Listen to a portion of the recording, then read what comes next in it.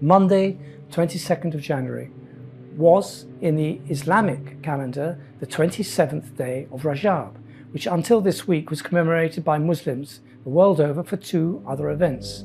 Al-Isra wal-Miraj is the night when the Prophet Muhammad was transported by angels from Mecca to Al-Aqsa Mosque before ascending to heaven and returning to Mecca.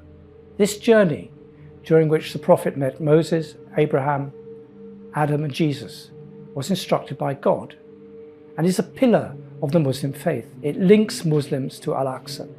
This is an article of faith, but a fact of Arab history also occurred on the same day, which again links Arabs to Jerusalem. It was a day in 1187 when Saladin liberated the city of Jerusalem from Lord Balan of Ibelin, ending nearly a century of Crusader occupation. Now Netanyahu has added a third memory to the 27th day of Rajab. This is the first day in the history of the conflict when Palestinians have exercised their right of return to lands from which Israel is bending every sinew to expel them. All three events reinforce the Palestinian claim to Jerusalem as their national capital and the Muslim belief that Jerusalem is a seminal part of their faith. The scenes this week of hundreds of thousands of Palestinians on their long march home with everything they have on their back are epic and historical because of the resonance this event will have for every generation of Palestinian to come. Gaza is proving that the Palestinian right to return is not only possible, but within reach. The returnees are joyous, defiant, and determined.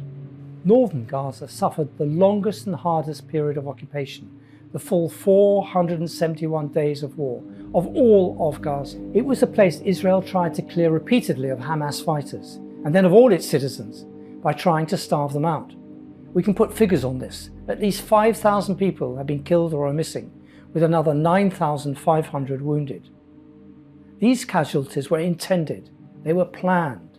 This act of ethnic cleansing campaign was actually given a name. It was called the General's Plan, and it began in early October 2024. The images of Gaza's devastation will burn a historical hole in Israel's foundational story of a state born from Holocaust survivors. The end of the siege of North Gaza, however temporary, will go down in Palestinian history very much as the relief of Leningrad did in Russian history in the Second World War. That also happened on the 27th of January. This display of human resilience against overwhelming odds and in the midst of Hiroshima-scale destruction is the best reply Gaza can make to Netanyahu, to the international community, and now to US President Donald Trump.